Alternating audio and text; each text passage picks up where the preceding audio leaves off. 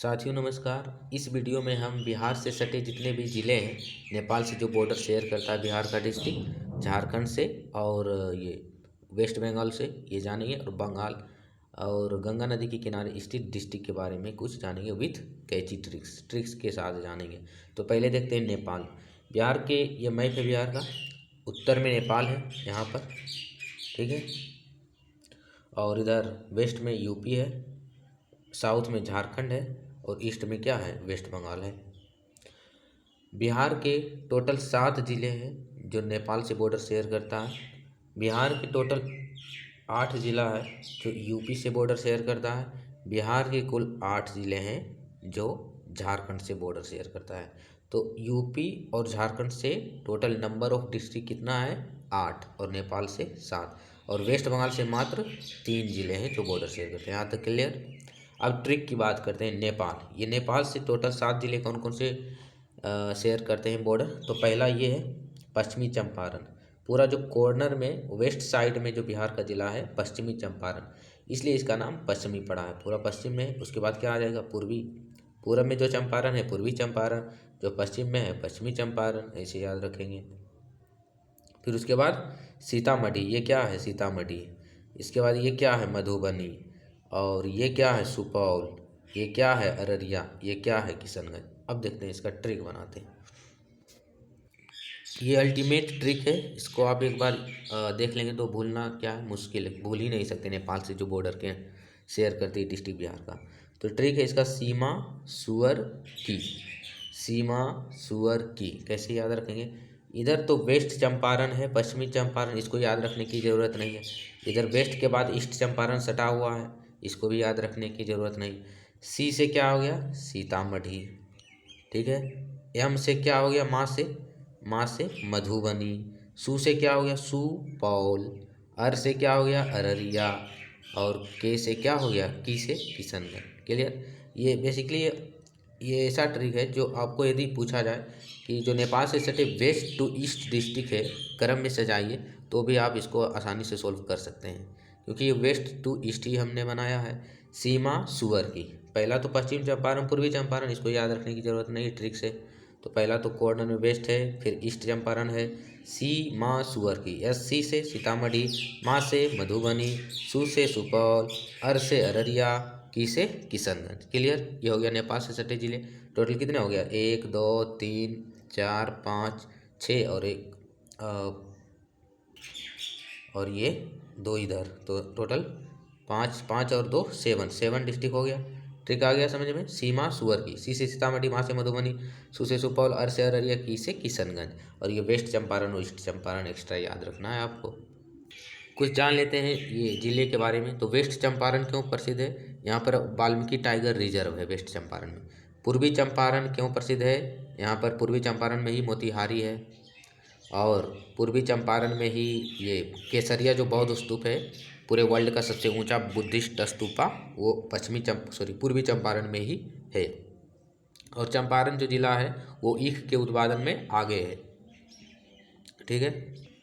मधुबनी किससे प्रसिद्ध है, सीतामढ़ी तो माँ सीता से संबंधित है, और मधुबनी पेंटिंग से संबंधित है, इसका आर्ट एंड कल्चर में इसका योगदान है।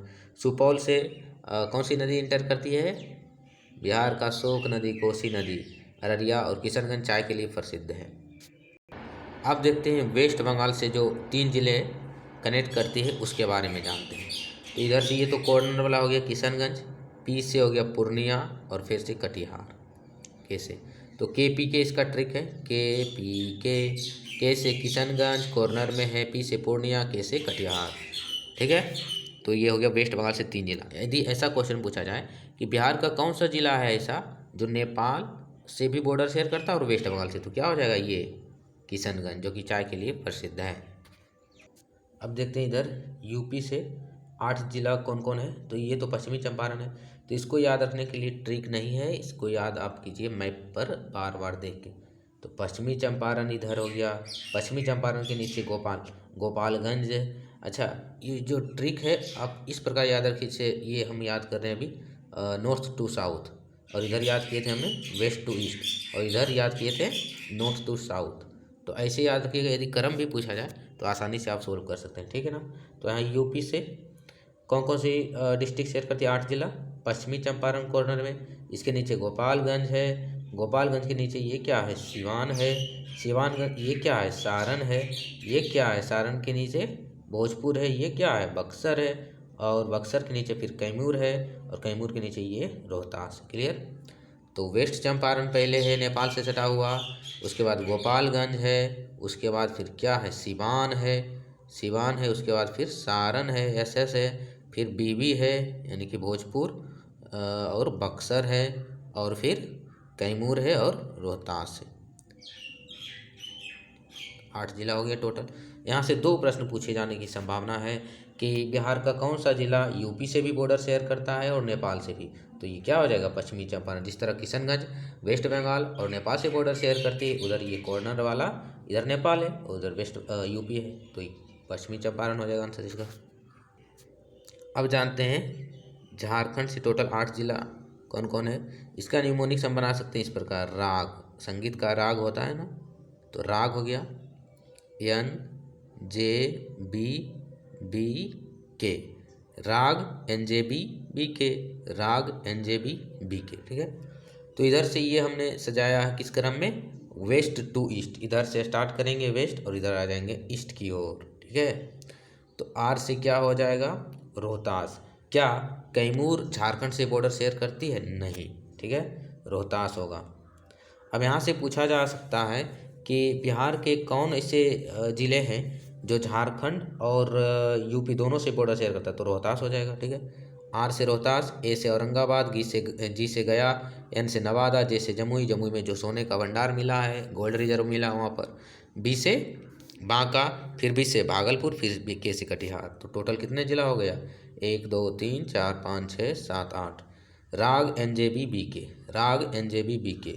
और सबसे बेस्ट ट्रिक ये था सीमा सुअर की, तुरंत याद होगा। सीतामढ़ी, मधुबनी, सुपौल, अररिया, किशनगंज।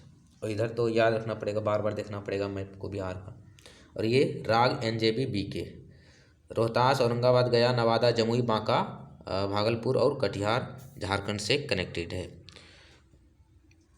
इधर से एक और प्रश्न पूछने की संभावना कि वेस्ट बंगाल और झारखंड दोनों से कौन ऐसी जिला है जो बॉर्डर शेयर करती है बिहार का? तो इसका आंसर क्या हो जाएगा? कटिहार हो जाएगा। ठीक है, अब जानते हैं बिहार में जो चट्टान अलग अलग प्रकार का पाया जाता है। पिछली बार 69 में पूछा गया था एक प्रश्न इससे। ठीक है, तो चट्टान रॉक्स कहाँ कहाँ कौन सी चट्टान पाया जाता है? यहाँ पहले देखते हैं इधर कैमूर और रोहतास। आपको ध्यान में रहना चाहिए कि ये कैमूर पहाड़ी का भाग है और कैमूर किसका भाग है? विंध्य पहाड़ी का। तो यहाँ पर जो मिलेगा चट्टान इसको बोल देंगे विंध्या रॉक्स। क्या बोलेंगे इसको? विंध्य चट्टान। कहाँ पर? कैमूर और रोहतास। बाकी इधर जितना भी मिलेगा ये वाला रीजन वाला, तो इसको बोलेंगे धारवाड़ चट्टान। क्या बोलेंगे? धारवाड़, धारवाड़ रॉक्स। ठीक है, इधर जो पश्चिमी चंपारण थोड़ा बहुत इलाका पूर्वी चंपारण का, इसको बोलेंगे टर्शियरी चट्टान। क्या बोलेंगे? टर्शियरी चट्टान।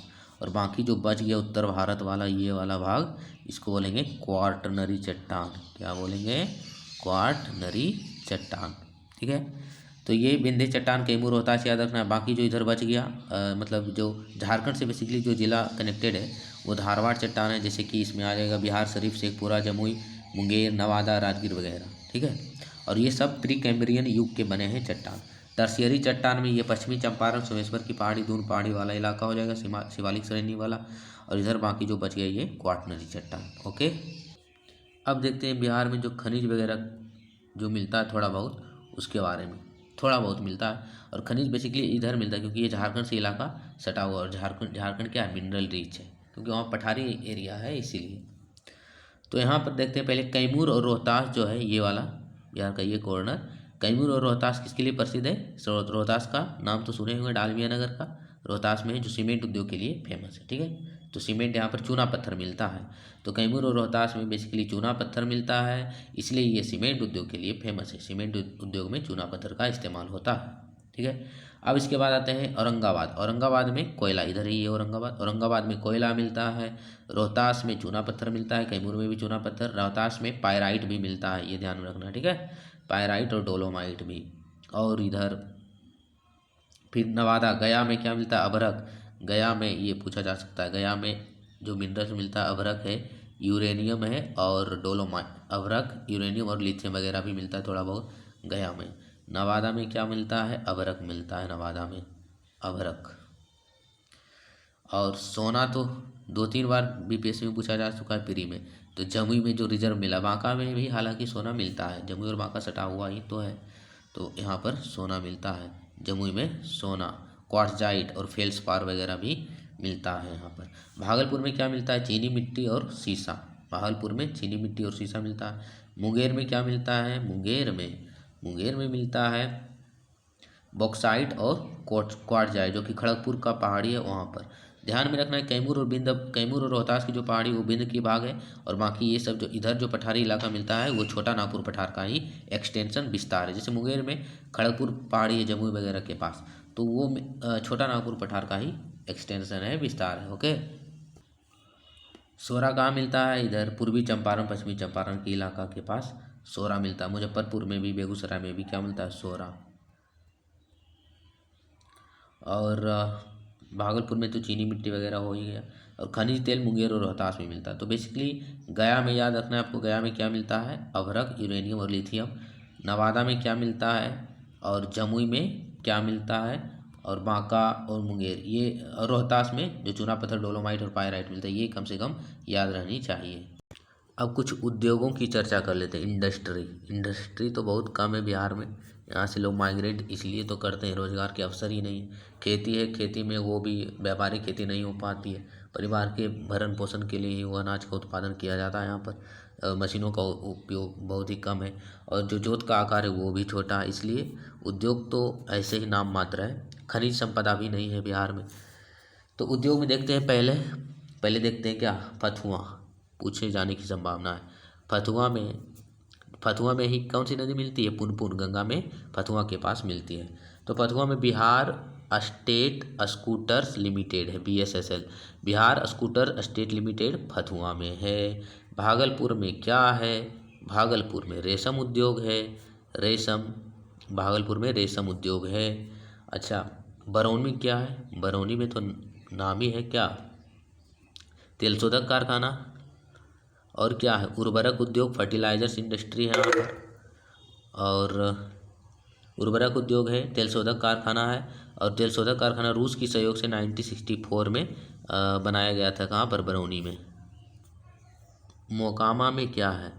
मोकामा में जो बाटा का चर्म उद्योग है, यहाँ पर क्या है? चर्म उद्योग है। साथ ही Bharat wagon and engineering limited है, मालगाड़ी का कोच बेसिकली बनाया जाता है मोकामा में। ठीक है, बरौनी में तो पढ़ ही लिए। अब और कौन जिला हो जाएगा? मुंगेर में क्या है? बंदूक का कारखाना है, सिगरेट का कारखाना है, कुछ नहीं है यहाँ पर। और मुंगेर में जो बंदूक तोड़ कारखाना फैक्ट्री सबसे पहले कौन इस्टेब्लिश किया था? आपको कमेंट करके बताना है। ठीक है, ये मॉडर्न हिस्ट्री का सवाल बन जाता है। पटना में पोसे पटाखा इंडस्ट्री है पटना में। और किशनगंज में तो ये फेमस है, मॉइस्चर एरिया, यहाँ पर पर्वतीय इलाका है और यहाँ पर चाय की खेती होती है, किशनगंज, पूर्णिया वगैरह में। रोहतास में फेमस, रोहतास और कैमूर में सीमेंट उद्योग है, रोहतास के डालमिया नगर में, क्योंकि वहाँ पर चूना पत्थर मिलता है। गया में सूती वस्त्र उद्योग है। वैशाली और हाजीपुर में क्या है?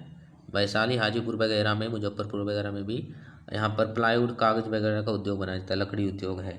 समस्तीपुर और दरभंगा में कागज का उद्योग है। जूट उद्योग कहाँ है बिहार में? वेरी वेरी इंपॉर्टेंट है। जूट उद्योग बिहार में पूर्णिया और कटिहार में है। यहाँ पर इधर पूर्णिया और कटिहार, इधर किशनगंज में चाय होती है और पूर्णिया और कटिहार में भी कुछ हद तक होती है। कटिहार में दिया सलाई उद्योग है, कटिहार में दिया सलाई जो इम्पोर्टेंट है बेसिकली, उसमें आपको याद रखना है। रोहतास में जो सीमेंट उद्योग है ये, मुंगेर वाला इम्पोर्टेंट है, गया वाला इम्पोर्टेंट है, पटना वाला इम्पोर्टेंट है, और बरौनी में जो इम्पोर्टेंट है, मोकामा में इम्पोर्टेंट है, और फथुआ वाला, ये कम से कम याद रहनी चाहिए। और चाय उद्योग किशनगंज में।